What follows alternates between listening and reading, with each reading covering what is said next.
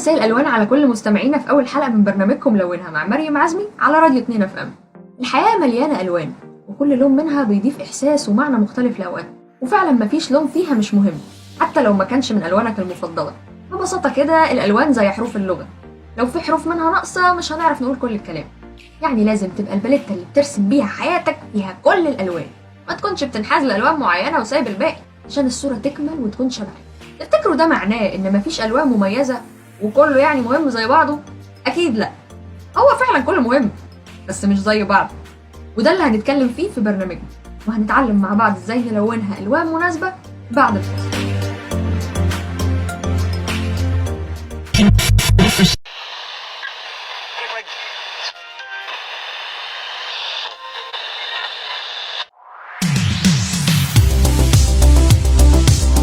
ساعات لما بنسمع ونشوف مواقف في مسلسلات وأفلام نقول ده شبهي جدا.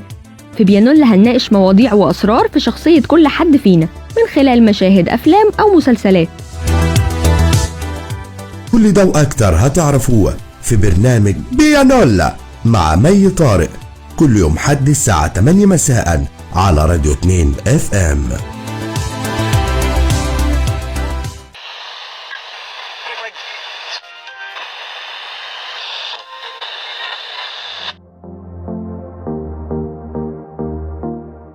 ورجعنا لكم بعد الفاصل علشان نعرف ازاي هنلون حياتنا بألوان مناسبة. الألوان دايما يعني اختيار، ولو بتحب كل الألوان أكيد هتحتار وانت بتختار، لكن في ألوان مريحة لعقلنا مهما اخترنا من ألوان تانية جنبها بتكون مناسبة وعلى العال. يا ترى عرفتوا هنتكلم عن ايه؟ بالظبط، هنتكلم عن الألوان المحايدة، وأول لون معانا في حلقتنا هو الملقب بملك الألوان، الأسود. تعريف اللون الأسود ببساطة هو غياب الألوان، لما كل الألوان تختفي من قدامك هتشوف اسود.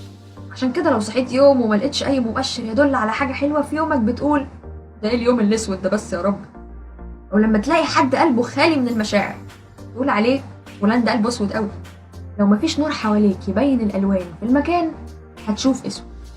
لكن بلاش نظلم اللون الجميل ده معانا، لان وجوده جميل ومهم زي ما اتفقنا، لانه حتى لو بان لون كئيب عند بعض الناس فهو مفضل جدا عند ناس تانية، لانه بيدي احساس بالغموض، الجاذبية، الراقة، ولأنه لون مطفي ومش عاكس للنور فدايما يديك إحساس بالعمق كده، وده مريح لناس كتير على فكرة.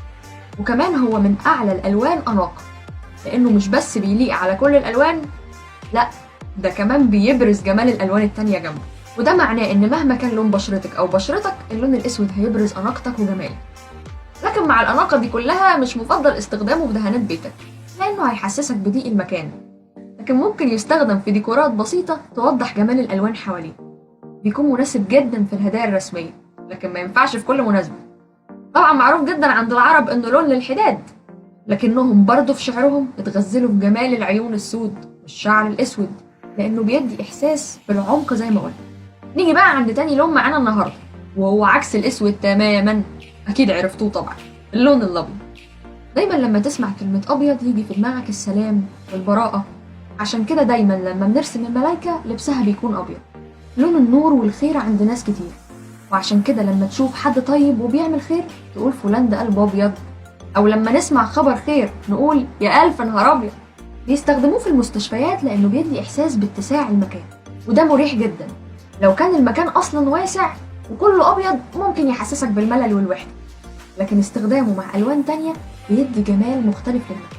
كمان الأبيض يعني البدايات الجديدة، لون فستان الفرح مثلا، لكن في بعض الثقافات التانية بيكون لون للحداد. ازاي؟ معرفش. وعشان كده قلنا ان كل الالوان لغة مش كل الناس بيستخدموها زي بعض، لكن الاكيد انه من اجمل الوان الورد اللي ممكن تقدمها لحد.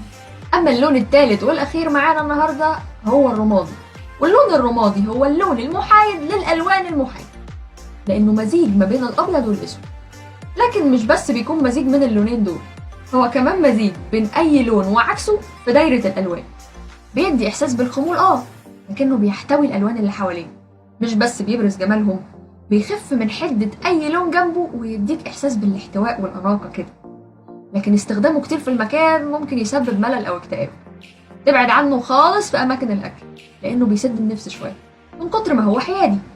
اللبس يكون لطيف لو مكسور برسمة صغيرة أو لون تاني، وجماله ما يقلش ابدا لو استخدمت درجات الرمادي كلها في لبسك. ابعد عنه خالص لو هتجيب هديه، مش هيدي انطباع كويس للي قدامك. الالوان الحياديه كلها مريحه للعقل واسهل حاجه في الاختيار.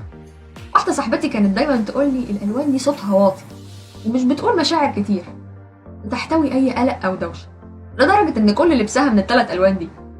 لكننا طبعا هنتعلم مع بعض في الحلقات الجايه اهميه بقيه الالوان وتاثيرها على نفسيتنا، وقد ايه هي مفيده، وان كل اوقاتنا محتاجه نلونها. كانت معاكم مريم عزمي على راديو 2 FM، مستنياكم في الحلقه الجايه عشان نلونها سوا.